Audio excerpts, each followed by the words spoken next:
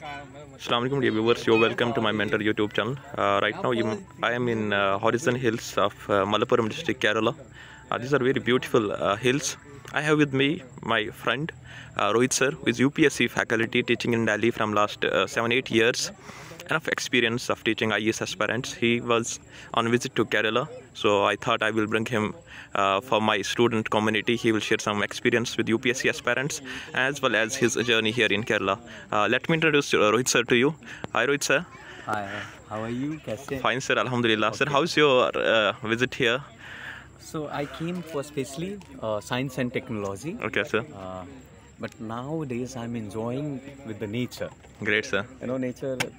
So I read everything about science and technology on NCERT books or geography. Right now everything is wonderful. Okay, you're watching that yourself right now in your investor. I'm not only watching. You're feeling it. Trying to feel. Okay. You know, मैं दिल्ली में रहता हूँ और वहाँ पर सांसें जो है ना सांस नहीं होती है, कुछ अलग ही एहसास बयां करती है, कुछ धूल कण के साथ विजिबिलिटी से और यहाँ पर जो स्वच्छ जो हवाएं हैं, healthy and all this thing, it's like that, बहुत ही सुंदर शानदार है। आप दिखा सकते हैं वेस्टर्न घाट की ब्यूटी को, सह्याद्री पर्वतों की ब्यूटी को। Yes sir. और साइड में जो वेस्टर्न की तरह कोस्टल इलाका, यस सर, जहाँ पर हम देख सकते हैं। हाँ सर। ये डूबते हुए आप सूर्य को दिखाएं, सनसेट को दिखा सकते हैं। क्या शानदार व्यूज क्रिएट कर रहे हैं। और मुझे लगता है कि सारे अपने पेरेंट आपके जो हैं, जो फॉलोअर्स हैं, आप मैंने आपको पढ़ाते हुए देखा है, काफ़ी शानदार तरीके से आप गाइड करते हैं। Thanks sir. और मैं So what's your message to my aspirants who are preparing for UPSC exam, especially and for Kashmir Administrative Services? You know, one thing, most important point is that कि Kashmir Administration Services nowadays just blindly following to UPSC syllabus and all this thing. तो मुझे लगता है कि कश्मीर को बच्चों को UPSC के कॉन्सेप्ट और UPSC के जो सिलेबस, उन सभी को ब्लाइंडली फॉलो की जरूरत है। एक पंथ दो काम, one stone with the two birds, like that to the. तो अगर UPSC की तैयारी आप बहुत ही बेहतर गाइड करते हैं, आप बहुत ही भली बात, कई सालों से आप हमारे साथ भी हैं और जानते हैं, तो केस के बच्चों को प्रीवियस ईयर क्वेश्चंस को अगर बेहतर तरीके से अगर कर ले, सारे ऑप्शंस और स्टेटमेंट को अच्छी तरीके से, तो मुझे लगता है कि केस, आपने देखा होगा कि बहुत सारे ऐसे हैं केस के जिनका UPSC में सिलेक्शन हुआ है, केस में भी सिलेक्शन और UPSC में सिलेक्शन भी हुआ है। यानी कि केस की तैयारी अगर आप कर रहे हैं तो बेटर है कि केस से बेहतर UPSC की तैयारी करें। केस ऑटोमेटिक हो जाएगा क्योंकि केस UPSC की पथ पर चल रहा है। Really sir.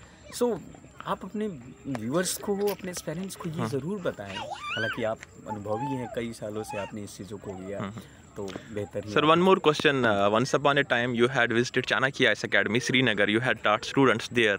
What different things you saw in Kashmir students? Their IQ level, their talent. What are the different things you found in them? I think when I was in the Kashmir, that time, Kashmiri's people, especially, first of all, that they people are wonderful, especially in etiquettes.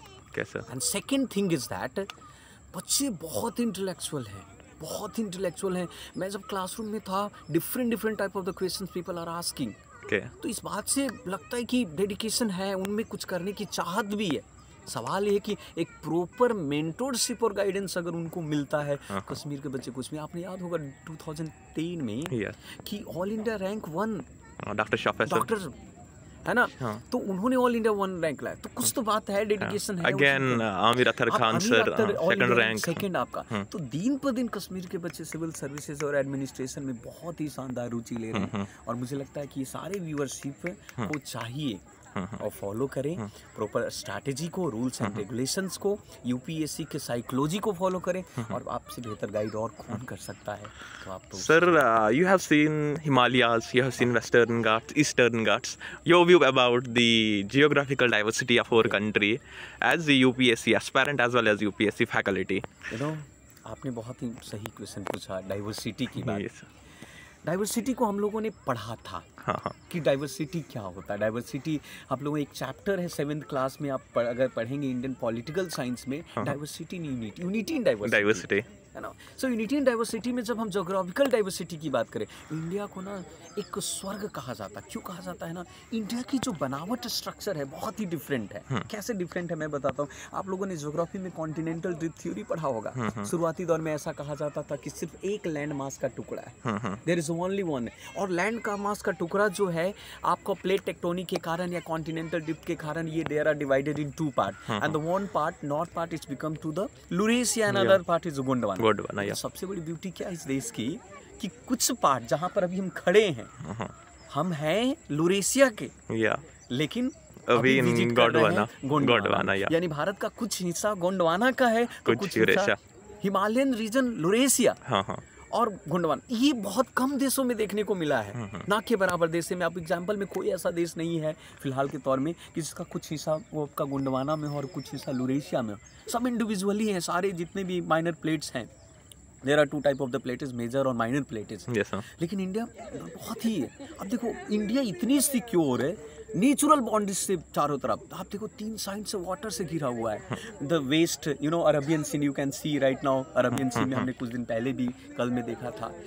Eastern part हमारा बे of Bengal, और आप देख सकते हैं कि आपका जो southern part है इंडियन ओशियन। और सबसे शानदार ब्यूटी इस देश की क्या है कि हिमालयन रीजन लाइक द मुकुट की तरह, एक छत्र छाया की तरह वो एकदम मतलब आप कह सकते हैं कि हिमालयन और एकदम वो कर रही है। सबसे बड़ी बात है कि इस देश को हिमालयन साइबेरिया से चलने वाली हवा इस देश को बचा रही है। अदरवाइज इंडिया ऑल्सो भी होता, आप कह सकते हैं कि साइबेरियन वेरी कोल्ड होता है, इस कोल्ड कंट्री में काउंट किए जाते हैं। लेकिन कुछ पार्ट में अभी right now here I am the Kerala 30 degree centigrade, but वहीं दिल्ली पर 5 degree centigrade, and in Kashmir it's minus, Kashmir में -6 डिग्री सेंटीग्रेड और -10 degree centigrade. This is a diversity of this country.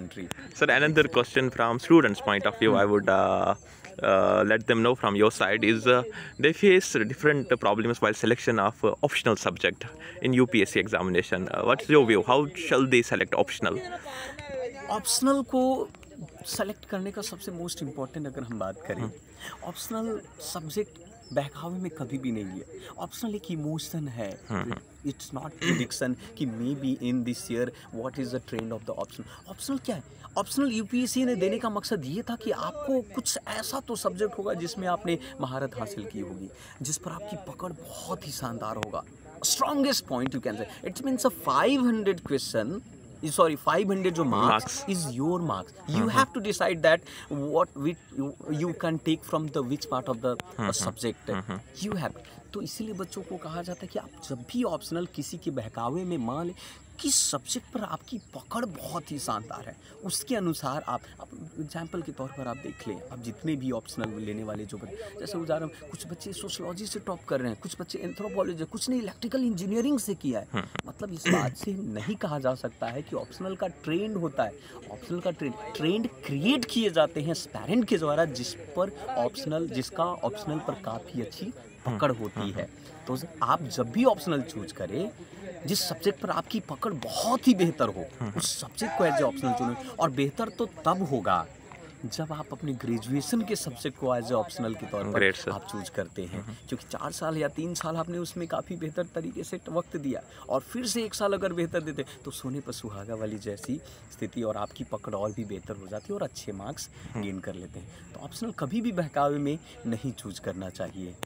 So dear students, we had an interaction with one of the faculties who is teaching UPSC aspirants economy as well as science tech, Rohit sir. I would inshallah get him once again for you students. Next time from Delhi we will get a video from him because he is here for only 5-6 days. Till then, take care, bye, see you in my next video. May Allah bless you all. Allah Hafiz.